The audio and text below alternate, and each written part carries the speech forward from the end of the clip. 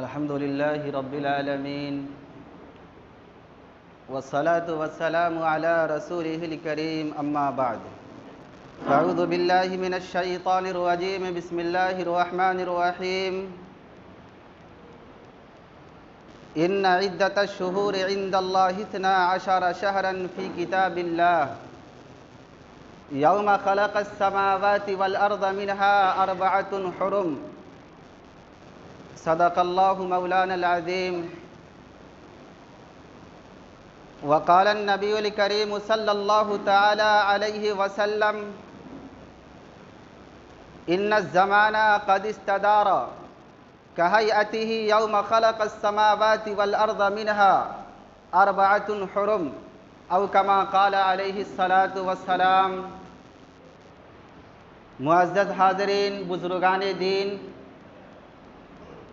اللہ رب العالمین کا بہت ہی بڑا احسان و کرم ہے کہ اس پاک ذات نے ہم سب کو جمعہ کی نماز کی ادائیگی کے لیے اکٹھا اور جمع کیا ہے۔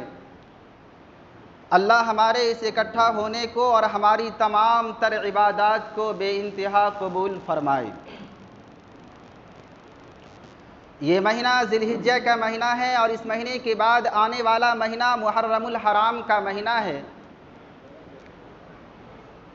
ہم مسلمان ہیں، ہم سب کو معلوم ہے کہ اسلامی مہینے کا آغاز محرم الحرام سے ہوتا ہے اور اختتام ذی الحجہ پر ہو جاتا ہے۔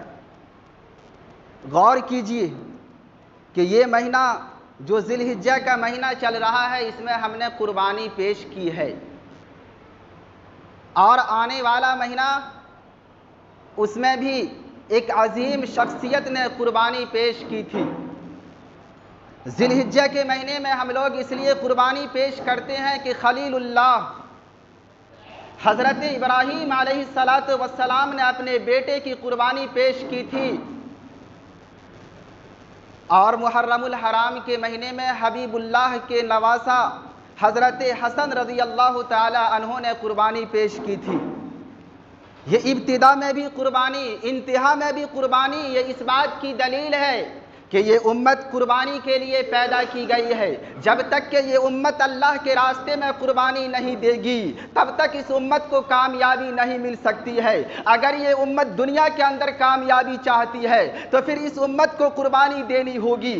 اگر یہ امت آخرت میں کامیابی چاہتی ہے تو پھر اس امت کو قربانی دینی ہوگی۔ ابتدا بھی قربانی سے ہوتی ہے اور انتہا بھی قربانی سے ہوتی ہے۔ قرآن کریم کے اندر اللہ رب العالمین نے فرمایا کہ جب سے اللہ نے اس کائنات کو بنایا، آسمان بنایا، زمین بنائی، اس وقت سے لے کر کے آج تک اور قیامت کی صبح تک کتنے مہینے ہوں گے؟ قرآن کہتا ہے کہ 12 مہینے ہوں گے۔ ان عدت الشہور عند اللہ 12 شہرا۔ قرآن کہتا ہے 1 نہیں، 2 نہیں، 3 نہیں، 5 نہیں، 8 نہیں، 10 نہیں، بلکہ 12 مہینے ہوں گے۔ کب سے؟ حضرت آدم علیہ السلام کی آمد کے بعد سے نہیں، حضرت یحییٰ علیہ السلام کی آمد کے بعد سے نہیں، حضرت نوح علیہ السلام کی آمد کے بعد سے نہیں، حضرت زکریا علیہ السلام کی آمد کے بعد سے نہیں، حضرت موسیٰ علیہ السلام کی آمد کے بعد سے نہیں، حضرت عیسیٰ علیہ السلام کی آمد کے بعد سے نہیں، کائنات کے آخری پیغمبر جناب محمد الرسول اللہ صلی اللہ علیہ وسلم کی آمد کے بعد سے نہیں۔ قرآن صاف اعلان کرتا ہے کہ دنیا والوں، جب سے اللہ نے آسمان کو بنایا ہے اور یہ زمین بنائی ہے، آسمان میں چاند، سورج، ستارے کو سجایا، اس وقت سے لے کر آج تک 12 مہینے ہیں۔ ان عدت الشہور عند اللہ 12 شہرا فی کتاب اللہ۔ یہ لوح محفوظ میں لکھا ہوا تھا کہ 12 مہینے ہوں گے۔ حضور پاک علیہ السلام کی حدیث ہے، آقا مدنی علیہ السلام فرماتے ہیں ان الزمان قد استدار كهيئته يوم خلق السماوات والارض، کہ یہ زمانہ گردش کر رہا ہے اپنی حیات پر۔ کب سے؟ جب سے اللہ رب العالمین نے اس پوری کائنات کو بنایا ہے، اس وقت سے لے کر کے آج تک۔ السنۃ 12 شہرا، اللہ کے رسول فرماتے ہیں کہ مہینے 12 ہیں، کب سے؟ جب سے اللہ نے اس کائنات کو بنایا ہے اس وقت سے لے کر کے آج تک۔ اللہ کے رسول فرماتے ہیں منہا اربعۃ حرم، 4 مہینے ایسے ہیں جو محترم ہیں، 4 مہینے ایسے ہیں جو واجب الاحترام ہیں، 4 مہینے ایسے ہیں جو بابرکت ہیں۔ قرآن نے بھی کہا، حضور پاک علیہ الصلوۃ والسلام کی حدیث بھی کہہ رہی ہے، قرآن بھی کہتا ہے کہ 4 مہینے ایسے ہیں جو محترم ہیں۔ حضور پاک علیہ الصلوۃ والسلام بھی فرما رہے ہیں کہ 4 مہینے ایسے ہیں جو متبرک ہیں، واجب الاحترام ہے۔ اس مہینے کی عظمت کو پہچانیے، اس کی قدر و قیمت کو پہچانیے۔ منہا اربعۃ حرم، اللہ کے رسول نے فرمایا کہ 4 مہینہ ان میں سے 12 میں سے 4 مہینہ ایسا ہے جو بابرکت ہے۔ پہلا مہینہ ذی قعدہ، ثلاث متوالیات، اللہ کے رسول نے فرمایا کہ 3 تو یکے بعد دیگرے ہے، پے در پہ ہے، ایک کے بعد دوسرا، دوسرے کے بعد تیسرا۔ اور وہ کون سا مہینہ ہے؟ اللہ کے رسول فرماتے ہیں کہ ذی قعدہ، ذو الحج، اور پھر آنے والا مہینہ محرم الحرام کا مہینہ۔ اسلامی مہینے کی شروعات ہوتی ہے محرم الحرام کے مہینے سے۔ آج ہمارے نوجوانوں سے پوچھا جائے کہ بھائی کون سا مہینہ ہے، کہیں گے پتہ نہیں، پتہ نہیں۔ آپ پوچھئے جنوری فروری کے اعتبار سے یہ کون سا مہینہ ہے تو بتا دیں گے کہ اگست کا مہینہ ہے، لیکن پوچھئے کہ بحیثیت مسلمان آپ یہ بتائیے کہ یہ مہینہ اسلامی اعتبار سے کون سا مہینہ ہے، اور پھر اسلامی اعتبار سے تاریخ کون سی ہے تو نہیں جانتے ہیں۔ بھائی کیوں نہیں جانتے؟ ہم مسلمان ہیں، کلمہ پڑھنے والے ہیں۔ اسلام کی ہر چیز کی ابتدا اسلامی تاریخ سے ہوتی ہے، اسلامی کیلنڈر کا اعتبار کیا جاتا ہے۔ اگر طلاق ہو جائے تو عدت کی شمار کہاں سے؟ اسلامی تاریخ کے اعتبار سے کیا جاتا ہے، قمری مہینے کا اعتبار کیا جاتا ہے، شمسی مہینے کا اعتبار نہیں کیا جاتا۔ آج ذی الحجہ کی 26 تاریخ ہے اور 3 دن کے بعد یا 4 دن کے بعد ہمارا نیا سال آنے والا ہے، محرم الحرام کی پہلی تاریخ آنے والی ہے۔ اگر جنوری کی پہلی تاریخ آتی تو نہ جانے لوگ کس قدر قمقمے کا انتظام کرتے، پٹاخے کا انتظام کرتے، آفر پہ آفر آتا، لیکن چونکہ یہ اسلامی مہینے کی پہلی تاریخ ہے اس لیے یہاں پر کوئی آفر نہیں ہے اور کسی چیز کا انتظام نہیں ہے۔ مسلمانوں کو پتہ بھی نہیں چلتا ہے کہ اسلامی تاریخ کی ابتدا کیسے ہوتی ہے، اسلامی تاریخ کی شروعات کیسے ہوتی ہے، اس کا آغاز کیسے ہوتا ہے۔ بھلا بتائیے کہ آج کے اس دور میں ہم کیسے مسلمان ہیں کہ ہمیں محرم کا مہینہ یاد نہیں، سفر کا مہینہ یاد نہیں، ربیع الاول کا مہینہ یاد نہیں، ربیع الاخر کا مہینہ یاد نہیں، 1 سے لے کر 12 تک کا مہینہ یاد نہیں۔ پوچھا جائے مسلمانوں سے بتائیے اسلامی اعتبار سے آج کون سی تاریخ ہے، کہے گا پتہ نہیں، معلوم نہیں۔ بھائی ہم کیسے مسلمان ہیں؟ ہمیں تو کچھ معلوم ہونا چاہیے کہ ابتدا کہاں سے ہوتی ہے، انتہا کہاں سے ہوتی ہے۔ ابتدا اور انتہا کا علم ہمارے پاس نہیں ہے تو نوجوانوں بزرگوں ہمارے پاس کچھ بھی نہیں ہے۔ اسلامی تاریخ کا آغاز کب سے ہوا؟ حضور پاک علیہ الصلوۃ والسلام کے زمانے سے نہیں، حضرت ابو بکر صدیق رضی اللہ تعالی عنہ کے زمانے سے نہیں، خلیفہ ثانی حضرت عمر فاروق رضی اللہ تعالی عنہ کے زمانے سے اسلامی تاریخ کا آغاز ہوتا ہے۔ حضرت مغیرہ، حضرت ابو موسیٰ اشعری رضی اللہ تعالی عنہ ایک صحابی ہیں، صحابی رسول ہیں۔ حضرت ابو موسیٰ اشعری رضی اللہ تعالی عنہ نے حضرت عمر فاروق رضی اللہ تعالی عنہ کو مشورہ دیا کہ آپ خلیفۃ المسلمین ہیں، اب دور دراز ملکوں میں بھی اسلام پھیلتا ہوا نظر آ رہا ہے، آپ کے خطوط مسلمان حکمرانوں کے نام جاری کیے جاتے ہیں، کب آپ نے خط لکھا، کب پہنچا، اس بات کا اندازہ نہیں ہوتا ہے، اس بات کا علم نہیں ہو پاتا ہے، لہذا مشورے سے ایک تاریخ جاری کر دی جائے۔ حضرت عمر فاروق رضی اللہ تعالی عنہ کو یہ مشورہ بہت اچھا لگا کہ ہونا چاہیے ایسا کہ کہاں سے لکھا گیا، کب لکھا گیا، کب پہنچا، کس دن پہنچا۔ تو حضرت عمر فاروق رضی اللہ تعالی عنہ نے اکابر صحابہ کی ایک جماعت کو میٹنگ کے لیے بیٹھایا اور سب سے رائے لی، 4 رائے دی گئی۔ کچھ صحابہ نے کہا کہ اسلامی تاریخ کا آغاز اس دن سے ہو جس دن حضور پاک علیہ الصلوۃ والسلام کی ولادت ہوئی، پیدائش ہوئی۔ کچھ نے کہا کہ اسلامی تاریخ کا آغاز اس دن سے ہو جس دن حضور پاک علیہ الصلاۃ والسلام کو نبوت سے سرفراز کیا گیا، آپ کو نبوت ملی۔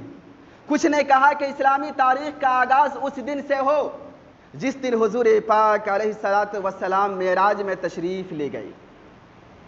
کچھ نے کہا کہ نہیں، اسلامی تاریخ کا آغاز اس دن سے ہو جس دن حضور پاک علیہ الصلاۃ والسلام نے مکہ کو چھوڑ کر کے مدینہ ہجرت کی ہے۔ یہ رائے حضرات صحابہ کو پسند آ گئی۔ حضرت عمر فاروق رضی اللہ تعالی عنہ نے مہر لگا دیا کہ اب اسی کے مطابق فیصلہ ہوگا۔ یعنی اسلامی تاریخ کا آغاز ہو رہا ہے کب سے؟ جب سے حضور پاک علیہ الصلاۃ والسلام نے ہجرت کی ہے۔ آخر حضور پاک علیہ الصلاۃ والسلام کی ولادت دنیا کے لیے بہت بڑا انقلاب تھا، لیکن وہاں سے تاریخ کا آغاز نہیں کیا گیا۔ کیوں نہیں کیا گیا؟ اس لیے کہ حضور پاک علیہ الصلاۃ والسلام کی پیدائش میں اختلاف ہے کہ حضور پاک علیہ الصلاۃ والسلام 8 تاریخ کو پیدا ہوئے یا 9 تاریخ کو پیدا ہوئے یا 12 تاریخ کو پیدا ہوئے۔ اس لیے وہاں سے اسلامی تاریخ کا آغاز نہیں کیا گیا کہ اختلاف کا سلسلہ ابتدا سے ہی چل پڑے گا۔ معراج سے کیوں نہیں کیا گیا؟ ہونا چاہیے تھا نا، یہ بھی تو بہت بڑا واقعہ تھا، لیکن کہا کہ نہیں، یہ بھی مختلف فیہ مسئلہ ہے، اس میں بھی بہت سارے اقوال ہیں کہ حضور پاک علیہ الصلاۃ والسلام کس تاریخ کو اور کس مہینے میں معراج کو تشریف لے گئے، متعین نہیں ہے۔ کہا کہ اگر یہاں سے اسلامی تاریخ کی ابتدا کی جاتی ہے تو پھر اختلاف شروع ہو جائے گا، اس لیے یہاں سے بھی نہیں کرنا چاہیے۔ کہا حضور پاک علیہ الصلاۃ والسلام کی پیدائش کے وقت سے اسلامی تاریخ کا آغاز کیا جائے، کہا نہیں، یہاں سے بھی نہیں ہونا چاہیے، اس لیے کہ جس مہینے میں حضور پاک علیہ الصلاۃ والسلام کا وصال ہوا ہے وہ مہینہ غم کا مہینہ ہوتا ہے۔ یہ صحابہ کرام آپس میں مشورہ کر رہے ہیں، تو پھر کہاں سے آغاز کیا جائے، کہاں سے ابتدا کی جائے؟ کہا کہ اس دن سے جس دن کے حضور پاک علیہ الصلاۃ والسلام نے مکہ کو چھوڑ کر مدینہ تشریف لے گئے ہیں، اس دن سے اسلامی تاریخ کا آغاز کیا جائے۔ آج دیکھیے کہ 1442 ہجری کا اختتام ہونے والا ہے، 3 دن کے بعد یا 4 دن کے بعد ختم ہونے والا ہے، اور پھر 1443 ہجری کی آمد ہے۔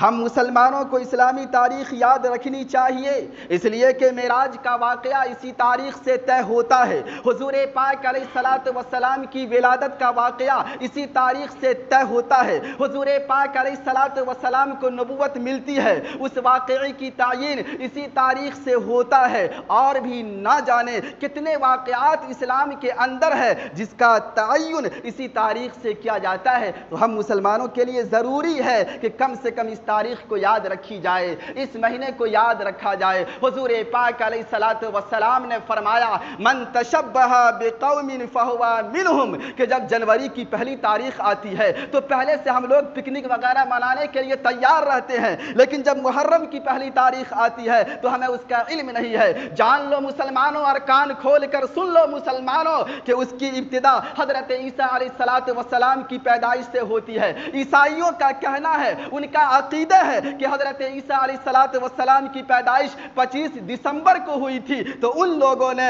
اس تاریخ کی ابتدا وہاں سے کی ہے، اور ہم اپنے تاریخ کی ابتدا حضور پاک علیہ الصلاۃ والسلام کی ہجرت کرنے کے وقت سے کرتے ہیں۔ اسلامی مہینوں کا پہلا مہینہ آ جاتا ہے، ہمیں پتہ بھی نہیں چلتا ہے، لیکن عیسائی مہینے کا پہلا مہینہ آتا ہے، ہم ڈھول دھماکہ سب کچھ کرتے ہیں۔